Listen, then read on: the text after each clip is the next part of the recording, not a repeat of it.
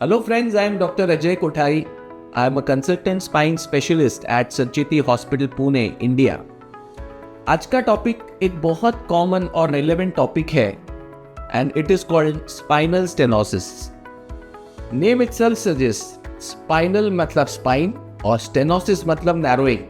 जब spine में जो nerves है वो दब जाती है और उनके ऊपर काफ़ी प्रेशर आ जाता है और जब उसके सिम्टम्स आते हैं जैसे बैक पेन होना या लेग पेन होना, इस कंडीशन को स्पाइनल स्टेनोसिस बोलते हैं। इसके कई नाम हैं। ये डिपेंड करता है कि ये स्टेनोसिस कहाँ हो रहा है। अगर ये गर्दन में हो रहा है तो it is called cervical canal stenosis and it is also leading to cervical myelopathy. अगर ये डॉर्सल स्पाइन में हो रहा है तो it is called dorsal canal stenosis और डॉर्सल माइलोपैथी। और अगर ये लंबर स्पाइन में हो रहा है, जो स्पाइन का एकदम नीचे का भाग है, the lower most part of the spine which is the commonest area that gets affected, it is called lumbar canal stenosis. Spinal stenosis के 3 मुख्य कारण हैं। पहला, जो डिस्क होती है लंबर इंटरवर्टेब्रल डिस्क, ये डिस्क जब पीछे स्लिप हो जाती है तब ये जो स्पाइनल कैनाल है उसको नैरो करता है। Second element is facet joints. जो हम स्पाइन में मोबिलिटी आती है, as we as, as we get older, इन फैसेट जॉइंट्स में काफ़ी वेयर एंड टेयर होता है, फ्रिक्शनिंग होता है and these facet joints they hypertrophy, मतलब उनमें वेयर एंड टेयर होने के कारण उनमें बोन का डिपोजिशन ज़्यादा बढ़ जाता है और वो भी स्पाइनल कैनाल के ऊपर एंक्रोच करते हैं। सो ये दूसरा कारण है स्पाइनल कैनाल स्टेनोसिस का। और पीछे से एक लिगामेंटम फ्लेवम होता है। As we age that ligamentum flavum hypertrophies and पीछे से वो स्पाइनल कॉर्ड के ऊपर दबाव देता है। तो आगे से डिस्क, साइड से फैसेट जॉइंट और पीछे से लिगामेंटम फ्लेवम, ये तीनों जब एक साथ इन स्पाइनल कॉर्ड के ऊपर अटैक करते हैं तब इस कंडीशन को स्पाइनल कैनाल स्टेनोसिस ऐसे कहा जाता है। धीरे धीरे जैसे ये स्टेनोसिस बढ़ता जाता है और नर्व्स के ऊपर का प्रेशर बढ़ जाता है, फिर धीरे धीरे ये कमर का दर्द आपके पैरों में जाना शुरू हो जाता है। Basically back of the buttock, back of the thigh and back of the calf, मतलब लेग्स के पीछे के पार्ट से जहाँ ये साइटिक नर्व का डिस्ट्रीब्यूशन होता है, ये दर्द पैरों में उतरना शुरू होता है। कभी कभार अगर higher nerves L1, 2, L2, 3, L3, 4 involve होती है तो लेग्स के आगे के भागों में से भी ये हेवीनेस और नमनेस ये आ जाता है। तो जो आपका कमर का दर्द है वो आपके पैरों में उतरना शुरू हो जाता है और आपको पैरों में हेवीनेस, आपको पैरों में झुंझुनाहट, आपको पैरों में नमनेस शुरू हो जाता है और आप एक विशिष्ट डिस्टेंस चलने के बाद आपके पैर इतने भारी हो जाता है कि आपको रुकना पड़ता है। इसको डायग्नोज कैसे किया जाए, इसका निदान कैसे किया जाए? तो सबसे पहले डॉक्टर क्लिनिकल एग्जामिनेशन करता है कि पहले डॉक्टर आपका जो ये क्लिनिकल साइंस और सिम्टम्स है ये ठीक से सुन लेता है।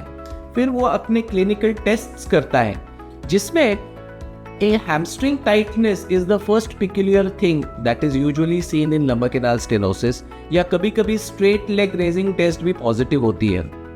डॉक्टर पहले पेशेंट को बोलता है कि आप चलो, और जब पेशेंट को चलने के बाद पैर जाम हो जाते हैं तब फिर वो सेंसेशन और पावर चेक करता है और कोई पावर वीकनेस है क्या ये भी चेक करता है।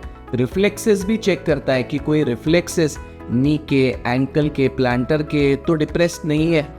और फिर जब डॉक्टर को क्लिनिकली कंफर्मेशन मिल जाता है कि ये कैनाल स्टेनोसिस है तो फिर वो कुछ जांच की हेल्प लेता है।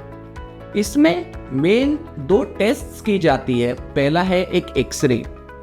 एक्सरे में लंबर स्पाइन में डॉक्टर एक लंबर स्पाइन स्टैंडिंग AP मतलब एंटेरो पोस्टीरियर एक्सरे और लैटरल फ्लेक्शन और एक्सटेंशन एक्सरे मतलब सामने झुक के एक एक्सरे लेता है, पीछे झुक के एक एक्सरे लेता है और ये एक्सरे प्रेफरेबली हम स्टैंडिंग पोजीशन में लेते हैं। सो एक्सरे में हमको ये पता चलता है कि भाई कोई 2 डिस्क हाइट के बीच में का तो कोई गैप कम नहीं हुआ है, कोई स्पॉन्डिलोसिस के चेंजेस शुरू हो गए हैं क्या, कहीं बोन तो नहीं स्लिप हो रहा, क्योंकि स्टेनोसिस का एक मुख्य कारण है स्पॉन्डिलोलिस्थेसिस, जिसमें आपका एक हड्डी दूसरे हड्डी के ऊपर स्लिप हो जाता है, कहीं वो तो नहीं है।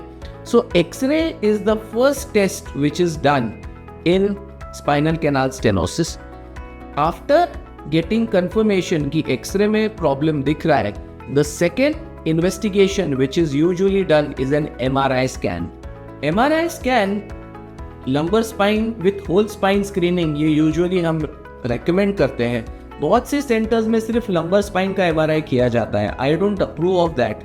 मुझे ऐसे लगता है कि जब MRI किया जाता है तब लंबर स्पाइन के साथ डॉर्सल और सर्वाइकल स्क्रीनिंग का भी समावेश होना ज़रूरी है, क्योंकि बहुत सी बार हम देखते हैं कि पेशेंट्स को ऊपर भी दबाव होता है और डॉक्टर सिर्फ नीचे के दबाव पे फोकस करता है और ऊपर का दबाव छूट जाता है। तो एज एन MRI हम lumbar spine with whole spine screening ये एक MRI हम रेकमेंड करते हैं। MRI में अब क्या देखते हैं? MRI में जो अभी मैंने कुछ देर पहले आपको बताया कि we look for disc herniation, we look for facetal hypertrophy, जो फैसेट जॉइंट्स ओवरग्रो हो जाते हैं, and we look for ligamental flavum hypertrophy, और जो स्पाइनल कॉर्ड स्पाइनल नर्व्स की जो जगह है वो कितनी जगह छोटी हो गई है ये हम देखते हैं। जब ये क्लिनिकल कंफर्मेशन हो जाता है और रेडियोलॉजिकल कंफर्मेशन भी हो जाता है कि हाँ ये पेशेंट सफ़र कर रहा है स्पाइनल कैनाल स्टेनोसिस से, तो हम उसको डिवाइड करते हैं कि भाई ये माइल्ड स्टेनोसिस है, मॉडरेट स्टेनोसिस है या सीवियर स्टेनोसिस है। इसमें द ट्रीटमेंट पार्ट इंक्लूड्स, पहले तो हम पेशेंट को रेस्ट रेकमेंड करते हैं अक्यूट पेनफुल फेज कम करने के लिए, और कुछ एंटी इन्फ्लेमेटरी मेडिकेशंस देते हैं। कैल्शियम, विटामिन डी, B12 ये चेक करते हैं। अगर B12 और D3 डेफिशिएंसी होगी तो उसको भी हम रेक्टिफाई करते हैं। और इनिशियल पेनफुल फेज में हम पेशेंट को brace, lumbar corset belt use करना रेकमेंड करते हैं। जब पेशेंट का पेन कम हो जाता है तब फिर हम फिजिकल थेरेपी रेकमेंड करते हैं, जो है एक्सरसाइजेस, फिजियोथेरेपी। इसमें कई सब टाइप्स हैं, but main treatment is flexion based exercises. In spinal stenosis हम एक्सटेंशन एक्सरसाइजेस मॉडरेट और सीवियर कैनाल स्टेनोसिस में रेकमेंड नहीं करते। Main treatment in spinal canal stenosis is flexion based exercises. अगर माइल्ड कैनाल स्टेनोसिस है जो, और अगर डिस्क एक मेजर कंपोनेंट है, तो ही एक्सटेंशन बेस्ड एक्सरसाइजेस दिए जाते हैं। कोर स्टेबिलिटी एक्सरसाइजेस इसका मेन इंपॉर्टेंट पार्ट है। पूल एक्सरसाइजेस, ताकि अगर आपको स्विमिंग पूल एक्सेस है तो swimming is one of the best exercises for spinal canal stenosis. पानी में चलना till chest level of the water, अगर आप सीधा उल्टा चलना, साइड टू साइड चलना, 15 से 20 मिनट रोज पानी में चलना is one of the best exercise for spinal canal stenosis. क्या नहीं करना है?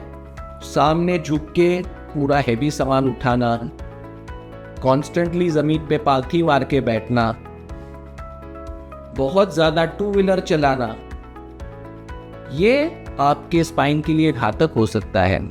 मैं बहुत सी बार देखता हूँ कि बहुत से सीनियर सिटीजन्स को जब ये बैक की तकलीफ शुरू हो जाती है तो कोई उनके मित्र उनको बताते हैं कि आप योगासन शुरू करो, आप सूर्य नमस्कार शुरू करो। योगा एक बहुत अच्छी हमारी प्राचीन कला है और मुझे योगा के लिए बहुत रिस्पेक्ट है, पर कोई वृद्ध पेशेंट जिसको सीवियर स्पाइनल कैनाल स्टेनोसिस है, अगर वो आड़े टेढ़े आसन करना शुरू करेगा तो वो उसके लिए घातक है, वो उसके लिए डेंजरस है।